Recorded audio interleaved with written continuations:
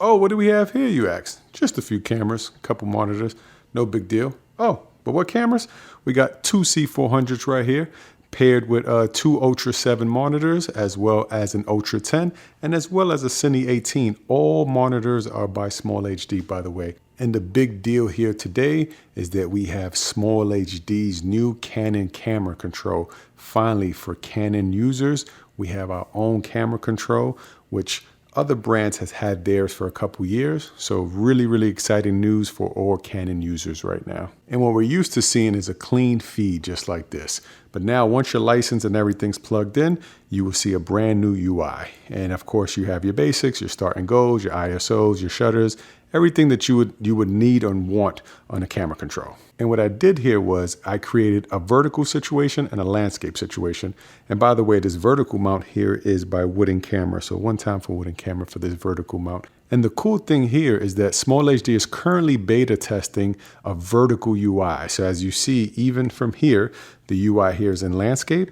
But when you go into vertical, even the menu system, everything goes into vertical. So you see, even if I go to the settings, everything is in vertical mode. Again, a beta test right now. And then I popped up my Ultra 10 right here. It's the same feed, again, coming from the Ultra 7 and the Cine 18. But to show that on the camera controls, it's the same UI here as I have here. So anything that I do on a change here instantly goes to the change here to the actual camera. What's really cool about using the Ultra 10 versus the Ultra 7 is the Ultra 10 has knobs that you can use, and I have my presets, and let me show you how I got it set up. If I hover over any of the knobs, you'll see my presets. So right here I have the iris, ISO, ND filters, and color white balance. So if I wanted to change, let's say anything, again, real time, you see how it goes. Let's change the ISO.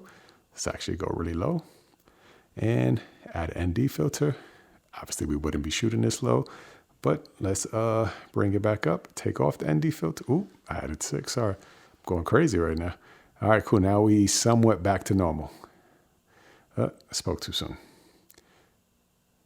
There we go, we back to normal. And yep, at a 2.8. Another big thing right here is that this camera doesn't have the viewfinder installed, and this one does have the viewfinder right there. And as I hit menu, I can navigate through the actual Canon menu, right? And get to any setting that I want, any setting that I need, right from the monitor. Now, the only difference I noticed on the vertical mode is that when I hit menu, the menu doesn't pop up, but it does pop up here on the viewfinder there. And you cannot turn the viewfinder portrait, so you have to turn sideways a bit if you want to control it. Now, with the joystick, I can still control the menu. Again, just in portrait mode, you have to have a viewfinder. And again, I could be wrong, so SmallHD, please correct me if I am. But at the moment, this is how I found vertical to be useful. All right, but let's put some real life use to it, right? Right now, we had an f4. I want to go to a 2.8, and bam, you see in real time that happened. And let's just say I wanted to change the ISO, right? Let's just say I wanted to go to a 500. Bam, you see in real time, well, 640 right there, but 500. But let's keep it at 800. And let me see if I add an ND, I can go 2 stops. A little too dark, clear. But as you see in real time, the camera adjusts as soon as I touch anything in the menu, just like you would on a normal viewfinder. Again, this is in real time too, no delays. Actually, you know what? While we're doing this in real time, I noticed that the Canon is not actually in focus. Right under the Canon brim's in focus. So perfect time to show you that you can actually touch screen and pull focus. So as you see, as I touched right here, touch to focus, you see the box is literally right there. I'm glad I noticed this. I'm gonna touch the Canon logo and bam, now Canon's in focus. Let me hit X. And actually, I'm glad that happened in real time, right? So let's say everything looks good, everything's fine. How do we record now? So we're gonna hit our record button in the corner, hit record button in the corner, and bam, gives you the red bars to let you know you in recording. I do like this feature too, by the way. So SmallHD, shout out to you guys for adding this. And the only delay that I noticed is a couple milliseconds off. So for example, let's change the ND, right? Let's add ND, let's see how quick. Literally only a couple milliseconds off. If I do it on the actual camera, and it's literally in real time. Oh, well, that was me.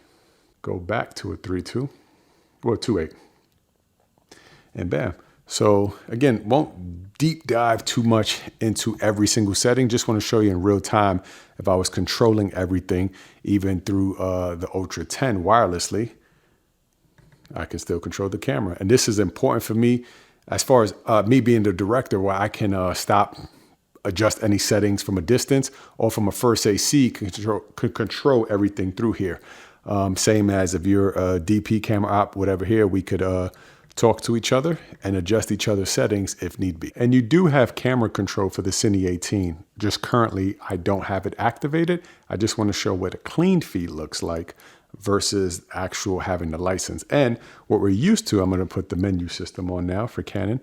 We're used to seeing Canon's menu like this. And if I hit it again, you will, most of the time on set, you'll see these borders here. Overall, I'll wrap it up, but just want to say thank you to SmallHD for creating these Canon camera controls. For me, I've been a Canon user for many years, so this is very, very big and very, very important. Definitely appreciate you guys. And as always, SmallHD for the win. Holla.